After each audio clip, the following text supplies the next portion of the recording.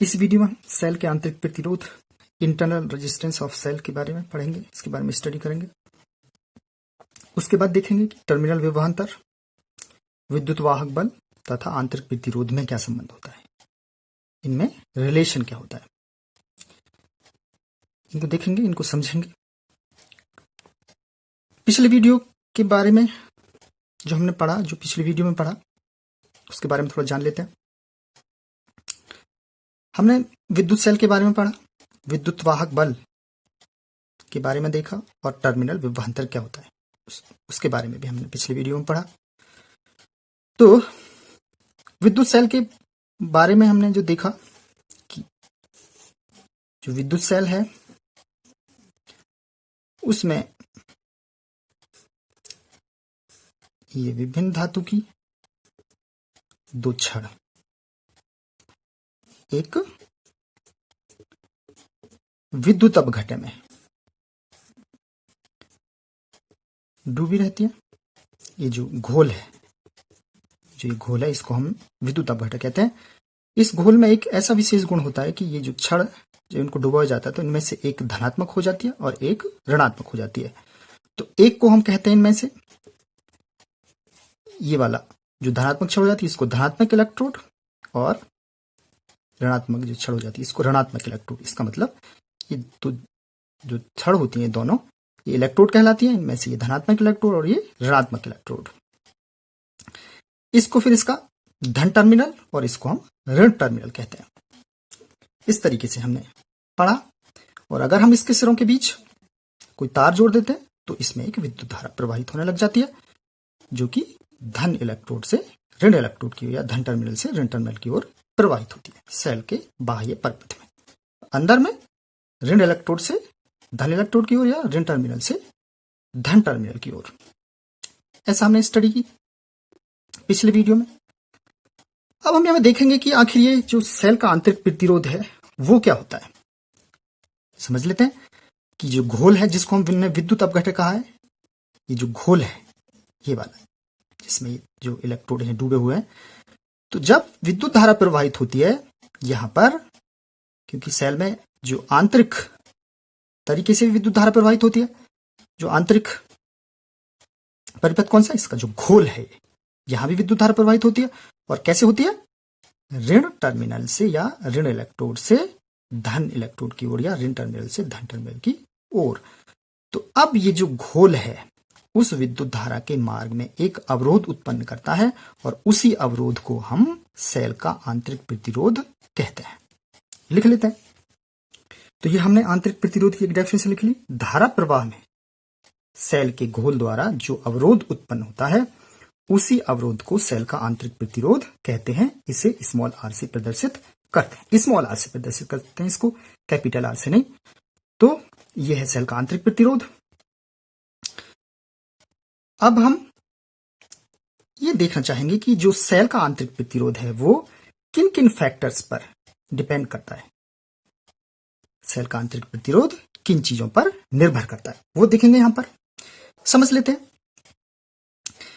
देखिए, जो सेल का आंतरिक प्रतिरोध है वो ये जो इलेक्ट्रोड है इनके बीच की दूरी पर निर्भर करता है।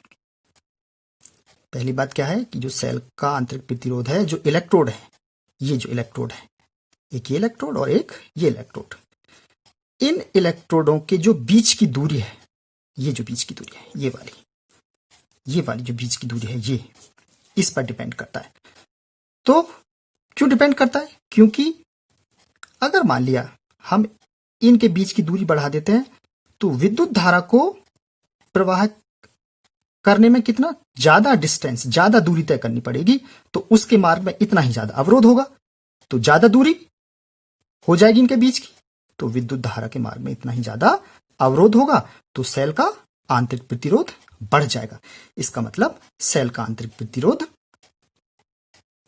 जो इनके बीच की दूरी है उसके समानुपाती होता है। तो ये बात लिख लेते हैं। तो नंबर 1 तो किस पर डिपेंड किया आपने? सेल की दोनों प्लेटों के बीच की दूरी पर, और दूरी बढ़ने पर आंतरिक प्रतिरोध बढ़ जाता है। इसका मतलब अगर इनके बीच की दूरी स्मॉल एल अगर हम इसको कह दें तो क्या हो जाएगा फिर ये हो जाएगा आंतरिक प्रतिरोध R समानुपाती L हो जाएगा। दूरी बढ़ने पर ये बढ़ जाता है। दूसरा फैक्टर क्या है कि ये जो इलेक्ट्रोड है, मान लिया कि ये इलेक्ट्रोड है, दो इलेक्ट्रोड है यहां पर, तो इनके ये जो पृष्ठ क्षेत्रफल है और जो घोल के अंदर डूबा है, जो विद्युत अपघटक के अंदर ये जो पृष्ठ क्षेत्रफल है ये डूबा है, कितना डूबा है, इतना डूबा हुआ है। तो जितना पृष्ठ क्षेत्रफल ज्यादा डूबा रहता है उतना ही जो आंतरिक प्रतिरोध है वो कम हो जाता है। इसका मतलब आंतरिक प्रतिरोध इलेक्ट्रोड के डूबे हुए पृष्ठ क्षेत्रफल के व्युत्क्रमानुपाती होता है। अगर पृष्ठ क्षेत्रफल ज्यादा डूबा रहता है तो जो आंतरिक प्रतिरोध है वो कम हो जाता है। तो नंबर 2 का पॉइंट लिख लेते हैं यहां पर। तो हमने दूसरा पॉइंट लिख लिया, घोल में डूबे प्लेटों के पृष्ठ क्षेत्रफल पर डिपेंड करता है। और कैसे होता है, पृष्ठ क्षेत्रफल के व्युत्क्रमानुपाती होता है। अगर ये जो पृष्ठ क्षेत्रफल है ये कैपिटल ए है तो जो R समानुपाती होता है 1/A। अगर पृष्ठ क्षेत्रफल कैसा हो जाता है, डूबा हुआ पृष्ठ क्षेत्रफल बढ़ जाता है तो जो R का मान है वो कम हो जाता है। अगर पृष्ठ क्षेत्रफल कम डूबा हुआ है तो R का मान बढ़ जाता है। और किस पर निर्भर करता है, विद्युत अपघटक की प्रकृति पर आंतरिक प्रतिरोध निर्भर करता है।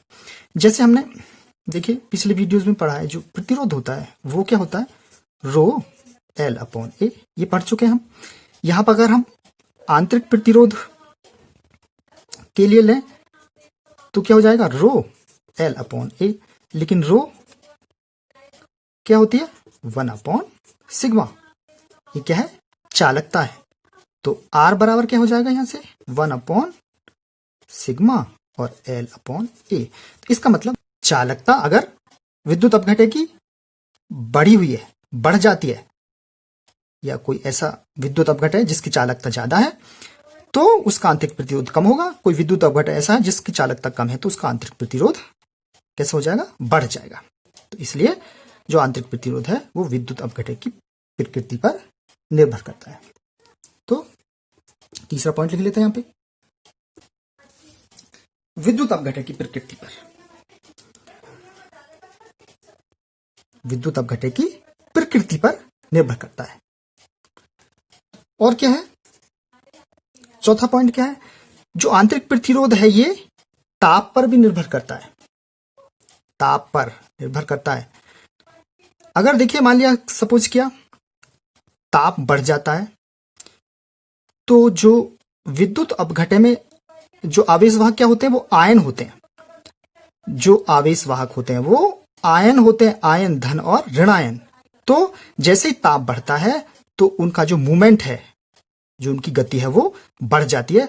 उनकी गति के बढ़ने के कारण क्या हो जाता है, आंतरिक प्रतिरोध कम हो जाता है, आंतरिक प्रतिरोध कम हो जाता है। इसका मतलब ताप बढ़ने के कारण सेल का आंतरिक प्रतिरोध कैसा हो जाता है, कम हो जाता है। क्यों कम हो जाता है, क्योंकि ताप बढ़ने के कारण आयनों की जो गति होती है वो बढ़ जाती है और आयनों की गति बढ़ने के कारण जो आंतरिक प्रतिरोध है वो कम हो जाता है। इसका मतलब जो आंतरिक प्रतिरोध है वो ताप के व्युत्क्रमानुपाती होता है। तो हम लिख लेते हैं चौथा पॉइंट, ताप पर का मतलब कि जो आंतरिक प्रतिरोध है वो ताप को अगर हम कैपिटल टी लें तो ताप के कैसा हो जाता है, व्युत्क्रमानुपाती होता है। आंतरिक प्रतिरोध ताप के व्युत्क्रमानुपाती होता है। और किस पर निर्भर करता है, देखिए आंतरिक प्रतिरोध जो विद्युत अपघटक है उसकी सांद्रता पर निर्भर करता है। अगर विद्युत अपघटक कैसा है, मतलब गाढ़ा है या पतला है, तो अगर उसकी सांद्रता ज्यादा होगी, जो घोल है, ये विद्युत अपघटक क्या है, ये घोल है। घोल कैसा है, गाढ़ा है या कैसा है, पतला है। तो अगर घोल की सांद्रता ज्यादा होती है, आंतरिक प्रतिरोध है वो बढ़ जाता है। सांद्रता बढ़ने पर आंतरिक प्रतिरोध का मान बढ़ जाता है। विद्युत अपघटक की किस पर, सांद्रता पर निर्भर करता है। विद्युत अपघटक की सांद्रता पर निर्भर करता है। और सांद्रता अगर ज्यादा होती है विद्युत अपघटक की तो आंतरिक प्रतिरोध कैसा हो जाता है, बढ़ जाता है उसका। और क्या है, ये जो इलेक्ट्रोड होते हैं ये किस पदार्थ के बने हुए हैं, इनके पदार्थ पर भी आंतरिक प्रतिरोध निर्भर करता है। तो और क्या किस पर निर्भर करता है, ये इलेक्ट्रोड जो ये प्लेट है, इनको हम प्लेट भी कह सकते हैं, प्लेट के पदार्थ पर भी निर्भर करता है, प्लेटों के पदार्थ पर भी निर्भर करता है। आंतरिक प्रतिरोध प्लेटों के पदार्थ पर भी निर्भर करता है। तो इस तरीके से आंतरिक प्रतिरोध जिन जिन फैक्टर्स पर डिपेंड करता है वो सारे फैक्टर्स हमने यहाँ पे नोट कर लिए हैं। अब हम देख रहे हैं इसका जो हमारा दूसरा टॉपिक है, टर्मिनल विभवांतर, विद्युत वाहक बल तथा आंतरिक प्रतिरोध में संबंध क्या होता है। तो यहां पे समझ लेते हैं, देखिए इसको। अब देखिए हमने ये एक सेल का जो हमने यहाँ पे फिगर बनाई है, फिगर ड्रॉ किया, अगर हम इसको यहां पर देखें तो हम कुछ इस तरीके से बना सकते हैं। ये एक सेल का प्रतीक हो गया और इसका एक आंतरिक प्रतिरोध भी होता है, तो हमने इसका एक आंतरिक प्रतिरोध बना लिया। तो अब ये एक सेल हमने यहां पे बना दिया। ये इसका धनात्मक इलेक्ट्रोड या टर्मिनल हो गया, ये ऋणात्मक टर्मिनल हो गया। तो जो अब इससे हमने कोई भी क्या किया है, कोई भी लोड या कोई भी प्रतिरोध हमने इससे कनेक्ट नहीं किया, इसका मतलब ये खुला परिपथ है। अगर अब इससे हम एक प्रतिरोध जोड़ देते हैं, कुछ इस तरीके से हमने अब इससे एक लोड कनेक्ट कर दिया, एक प्रतिरोध हमने इससे जोड़ दिया और इसको हमने क्या मानना है, कैपिटल आर मान लिया है। और ये क्या हो गया, ये हो गया स्मॉल आर। और इसका विद्युत वाहक बल कैसा है सेल का, वो है कैपिटल ई। तो अब ये जो परिपथ है, अब तक इस सेल में विद्युत धारा प्रवाहित नहीं हो रही थी क्योंकि हमने इससे कोई लोड कनेक्ट नहीं किया, कोई प्रतिरोध, कोई तार इससे हमने जोड़ा नहीं है। लेकिन अब हमने इससे एक तार जोड़ दिया, एक प्रतिरोध जोड़ दिया, तो अब इसमें विद्युत धारा प्रवाहित होने लग गई और मान लिया कि वो विद्युत धारा कैपिटल आई है। तो अब देखिए हमको पता है कि जो सेल का विद्युत वाहक बल है वो एकांक आवेश को पूरे परिपथ में, सेल सहित पूरे बाह्य परिपथ में तथा आंतरिक परिपथ में, एकांक आवेश को बाह्य परिपथ में तथा आंतरिक परिपथ में प्रवाहित करने में सेल द्वारा दी गई ऊर्जा या सेल द्वारा किया गया कार्य होता है। अगर वो कार्य W है और आवेश Q है तो E बराबर होता है क्या, W/Q। इसका मतलब ये कुल कार्य है, ये क्या है, कुल कार्य है। और ये कुल कार्य क्या हो जाएगा, फिर ये हो जाएगा W बराबर EQ। W बराबर क्या हो जाएगा, EQ हो जाएगा। लेकिन अगर t समय में, अगर हम मान लें स्मॉल t समय में इसमें Q आवेश प्रवाहित होता है, तो हमको पता है कि जो विद्युत धारा होती है वो आवेश के प्रवाह की दर होती है और I बराबर क्या होती है, Q/T। तो यहां से Q बराबर क्या हो गया, IT हो गया। तो Q बराबर क्या हो गया यहां से, IT। तो W बराबर क्या हो गया फिर, E into I into T, ऐसा ही हो गया। इसको अगर हम समीकरण फर्स्ट मान, ये कुल कार्य है, मतलब आवेश को, एकांक Q आवेश को कह सकते हैं बाह्य परिपथ में तथा आंतरिक परिपथ में प्रवाहित करने में जो कुल कार्य किया जाता है वो है ये। अगर अब हम देखिए ये माने कि जो बाह्य परिपथ में Q आवेश को प्रवाहित करने में किया गया कार्य W बाह्य है और बाह्य परिपथ क्या है जिससे ये प्रतिरोध R जुड़ा हुआ है। अगर यहां पर हम इसके बीच जो विभवांतर है इसको हम टर्मिनल विभवांतर भी कह सकते हैं, क्योंकि अब ये परिपथ बंद है, तो अब ये V क्या है, यहां पर ये टर्मिनल विभवांतर है। तो R के सिरों के बीच विभवांतर V ही टर्मिनल विभवांतर है यहां। तो अब क्या हो जाएगा, ये हो जाएगा बाह्य कार्य W बाह्य, हमने इसको माना है। और ये क्या हो जाएगा, ये हो जाएगा V इंटू Q या V into I into T, ये हो गया।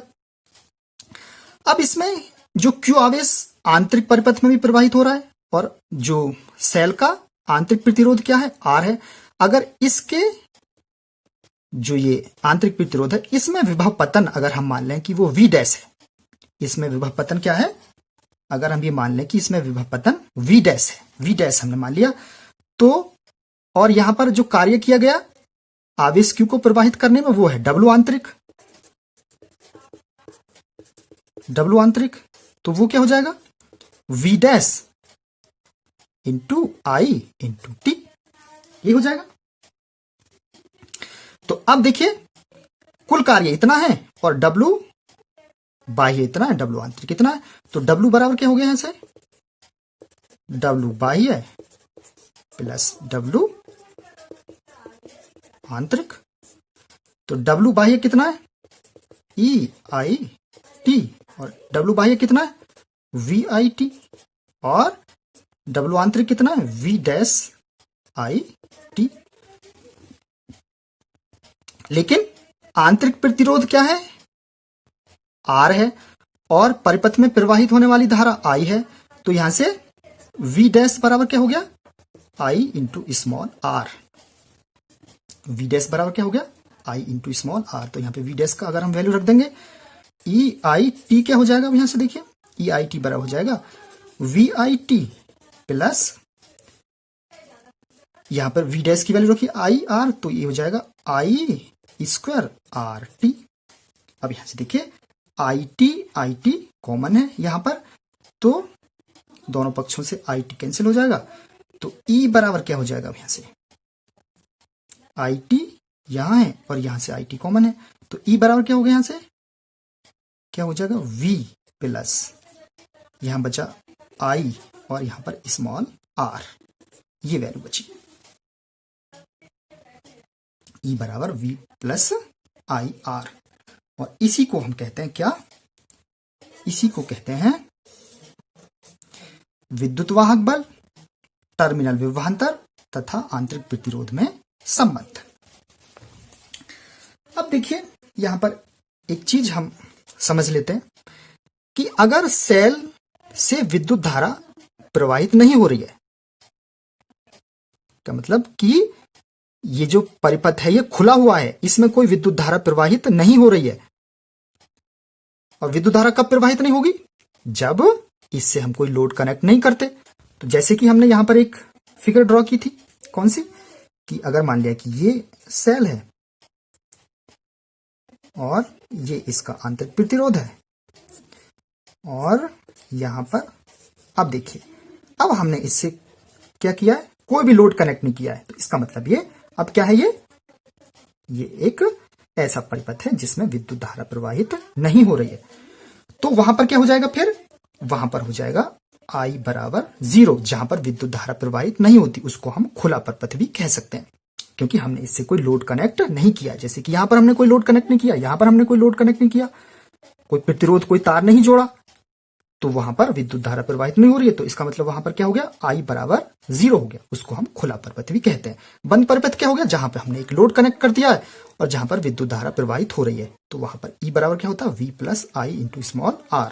लेकिन अगर परिपथ खुला है जहां पर विद्युत धारा प्रवाहित नहीं हो रही है, तो वहां पर I का मान 0 हो गया, तो I का मान 0 हो गया। अब यहां से क्या हो गया, फिर देखिए जब I का मान यहां से 0 हो गया तो E बराबर क्या हो गया, यहां से V। तो अब यहां से हमको एक चीज पता चल रही है, और वो क्या है कि जब परिपथ खुला हो अर्थात उसमें कोई विद्युत धारा प्रवाहित नहीं हो रही हो, तो क्या हो जाता है, जो E है वो V के बराबर हो जाता है। इसका मतलब क्या है कि जो विद्युत वाहक बल है वो ही टर्मिनल विभवांतर होता है, या फिर टर्मिनल विभवांतर विद्युत वाहक बल के बराबर होता है, टर्मिनल विभवांतर विद्युत वाहक बल के बराबर होता है। अब देखिए एक चीज हम यहां से और समझ लेते हैं, ये जो फॉर्मूला है ये कब लागू है, कि जब सेल से विद्युत धारा ली जा रही है, सेल डिस्चार्ज हो रहा है, लेकिन अगर सेल को हम आवेशित कर रहे हो, सेल को आवेशित करने का मतलब कि सेल को किसी बाह्य विद्युत स्रोत से जोड़ देते हैं, किसी विद्युत स्रोत से जोड़कर इसको हम आवेशित कर रहे हो, क्योंकि सेल कैसे होते हैं, जो वो होते हैं, देखेंगे हमने बैटरियां, जैसे कि कुछ चार्जेबल होते हैं जो कि हम उनको बार बार चार्ज करके यूज करते हैं, तो उनको हम बाह्य विद्युत स्रोत से जोड़ के उनको चार्ज कर लेते हैं। तो अगर ऐसी अवस्था किसी सेल की हो तो यहां पर क्या होता है देखिए, तो जो सेल के भीतर जो विद्युत धारा, जो अब कैसी कंडीशन में, जब हम सेल को आवेशित कर रहे हो तो विद्युत धारा सेल के अंदर क्या धन प्लेट से ऋण प्लेट की ओर प्रवाहित होती है। पहले जब सेल डिस्चार्ज हो रहा है, जब इससे हम धारा ले रहे हैं तो सेल के अंदर ऋण प्लेट से या ऋण टर्मिनल से धन टर्मिनल की ओर विद्युत धारा प्रवाहित होती है। लेकिन अगर सेल को हम आवेशित कर रहे हैं, मतलब इसको हम चार्ज कर रहे हैं, तो सेल के अंदर विद्युत धारा धन टर्मिनल से ऋण टर्मिनल की ओर प्रवाहित होती है। समझने वाली बात है, जब हम सेल को चार्ज कर रहे हैं तो सेल के अंदर विद्युत धारा धन टर्मिनल से ऋण टर्मिनल की ओर होती है प्रवाहित। तो अब क्या हो जाता है, यहां पर ये फॉर्मूला चेंज हो जाता है, और अब ये फॉर्मूला क्या हो जाता है, फिर ये फॉर्मूला यहां पर जो ये है E, ये हो जाता है V minus I R. V minus I R, ये कब फॉर्मूला लागू है, कि जब हम सेल को आवेशित कर रहे हो, तो ये फॉर्मूला लागू होता है। और जब सेल से विद्युत धारा ली जा रही हो, विद्युत धारा ली जा रही हो, ली जा रही, तब ये फॉर्मूला लागू होता है। आई होप आपको सारी चीजें समझ आ गई होंगी। इस वीडियो में इतना ही, धन्यवाद।